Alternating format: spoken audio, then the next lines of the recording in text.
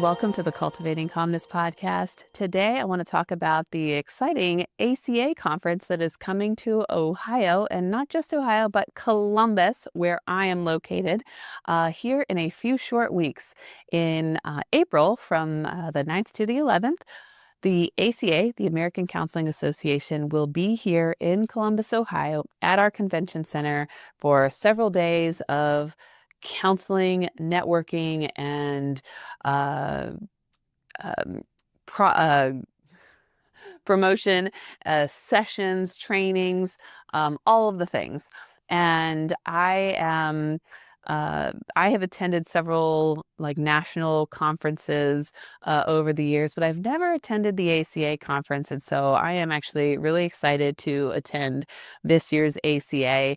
And I just wanted to share, if you are somebody who has thought about attending a conference, whether it's just a local conference or a national conference, what you can expect and maybe some things you might consider doing while you attend. And if you are debating whether you should attend, maybe listen to this and you will decide whether you want to attend or not. So I am the president of the Central Ohio Counseling Association. That is a chapter of the OCA, Ohio Counseling Association. And with that, we try to promote all kinds of events and things and activities for for the counseling profession. And so with that, I wanted to talk a little bit about the ACA conference since it is coming up, and would love for our members and those around not just the city, but even the state to attend some of that, if not all of that, if they are able to.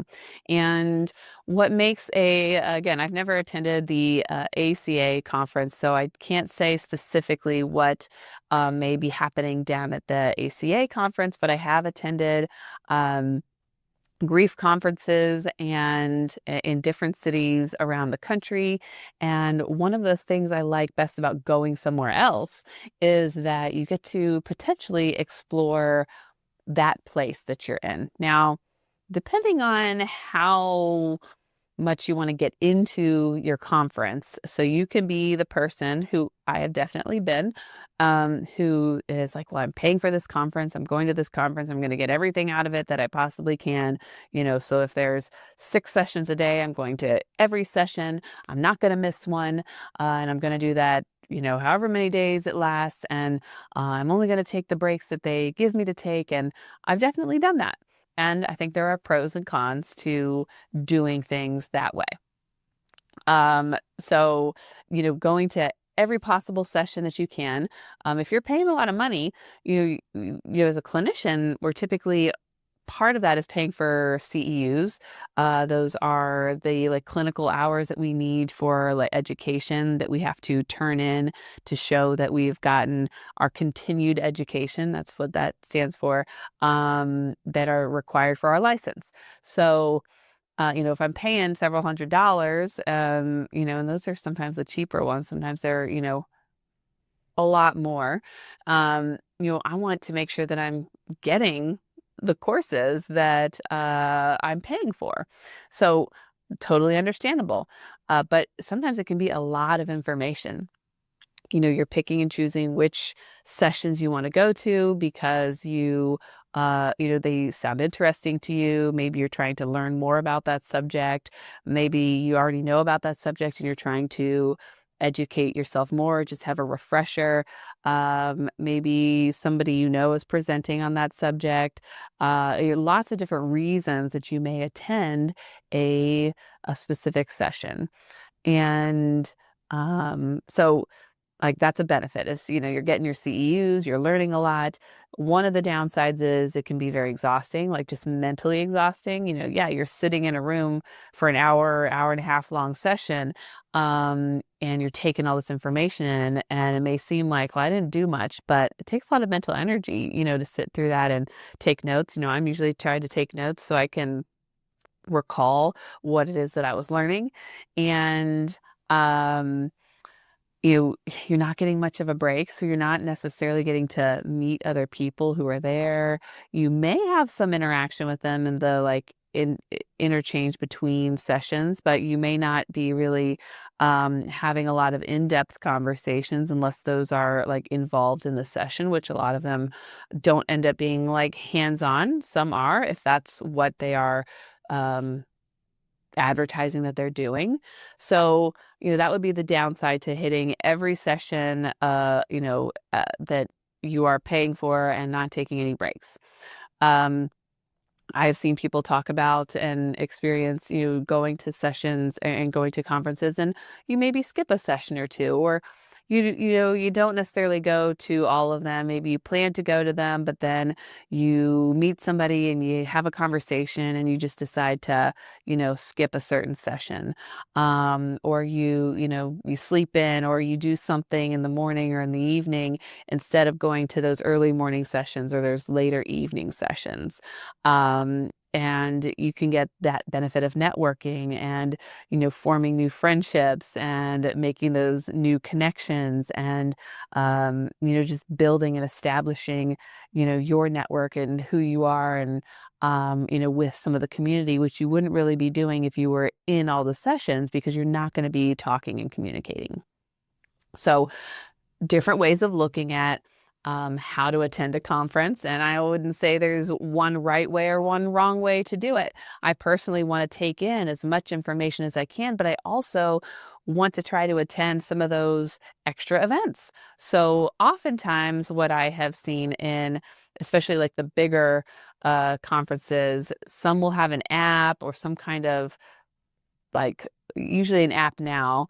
It may have been like boards or things where events or meetings were posted. Sometimes groups will send out emails to their list to invite them to attend some kind of party or get together or after event, whether it's on site at the place or whether it's nearby at some, other restaurant or location, so that attendees can meet up with other attendees who are like-minded or of the same organization or something like that. Or there are things that maybe people who are attending might plan, and it's like, we're gonna go do a ghost tour of the city, or we're gonna go, to this event. We're gonna take a boat tour. We're gonna do, this, that, or the other. We're meeting at this place at this time. If you'd like to join, be here at this time, and we'll go together. So I have personally done that. I have personally made connections with people who I now still have connections with. And even though we don't see each other, we now have the kind of social media connection, and we follow each other. And now if and when we attend the same conference, we look for each other and, we share that camaraderie, and we know that we know each other from these past events, and it's actually kind of cool to be able to make those connections with people, and know that people like you kind of exist elsewhere in the country or around the world doing what you do in their own space, and who you could potentially learn things from and build off of and, connect with and bounce ideas off of and, share information with. And so that's another benefit to making those outside connections, is then you also get to know those people on a personal basis and not just a, professional basis. Like, hey, who are you? Where are you from? What's your business name? Ah, okay, cool. And then we're into a session and we're learning, versus you hear their story, you know why they got into what they do and how they're doing it and all of more of those details. Oftentimes they may have meals, whether that's a planned breakfast or dinner or lunch or something like that, and an area where you can have those meals, sitting down at a table. And, just because you don't know somebody at the table doesn't mean you can't sit down and have a meal with them and get to know them and introduce yourself and make those connections. So rather than maybe eating breakfast in your room or eating breakfast at home, since the ACA is going to be here, I'm not going to get a hotel. I will just drive down, each morning. But the opportunity may be to come down earlier and, eat with the people that are here, so that I'm not like isolating at home, and I'm making those connections with people that I don't know, people that I do know. And that offers that opportunity to be able to make those connections, is attending those things because you're here. I think I said that you going to a new city. So if you're coming from outside of Ohio, or even if you live in Ohio, but you don't get to like maybe see all the things, or you don't get to come to Columbus and see things, it gives you an opportunity to explore the city, to see the things that go on around town, and do new things. So I've been to several other states that I hadn't been to, and I gotten to explore different things that I've never done before. So those things have been really cool. Those are memories that I have that I wouldn't have had otherwise. So I took those opportunities after, all the presentations, after all of the sessions were done, but I made sure to try to schedule something so that I could go see the things that were, cool about this city. So I wasn't just going to the sessions and then going home and never really got to experience what was going on. So some people may choose to tack on days before or after a conference so that they can explore that city a little more, versus maybe a few hours here and a few hours there. So that is an option. That's something you may consider is, hey, I'll tack on a day before and tack on a day after so I can give myself time to see all the sites and do some things around the city I've never been to. And if you are able to, that would be, maybe something to consider doing. There have been conferences that I've considered going to that I haven't, where that was something I would have done had I gone, is to add an extra day or two, or maybe tack on a family vacation onto the conference so that you can explore and do other things in the area, not just the conference itself. So going to a conference has lots of like educational opportunities, but also a lot of social opportunities, and vacation type opportunities where you can do fun things. It doesn't have to be all serious. I would suggest having something available for like networking. So whether that's having a journal that you're able to write things down on, or if you have like that dot app thing on your phone where you share your contact information, or having your business card, being able to share that with people so they can reach out to you and vice versa. Those are all like helpful things. Getting involved, if there are things you can sign up for, little extra events here or there. Maybe it means waking up early and coming into some kind of yoga event, or something that a group is hosting.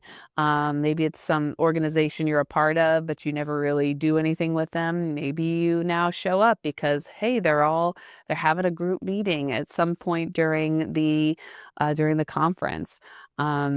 Oftentimes, like, they'll be several days long, so each evening they may have something going on, whether it's hosted by the primary host, like the ACA, or maybe it's a local host, or maybe it's an organization or a school or something, maybe hosting something for you to take part in. So I just encourage you to get involved, whether you're attending the ACA or whether you are planning to attend some other conference. There's lots of things that you can usually do. Meeting people can be hard sometimes, but it's also can be really fun, and it can lead to potentially lifelong friendships with people that you weren't expecting. So that's kind of like my experience with attending a conference. I would encourage you to try some of those things and maybe form some kind of group or join some kind of group or activity if there is something planned. Maybe you start something on your own and get people involved and do that. But either way, you can have fun and learn things at a conference. It doesn't have to be all serious. So if you plan to attend the ACA conference, I will be there, and feel free to introduce yourself to me. I would love to meet you, and I will see you there.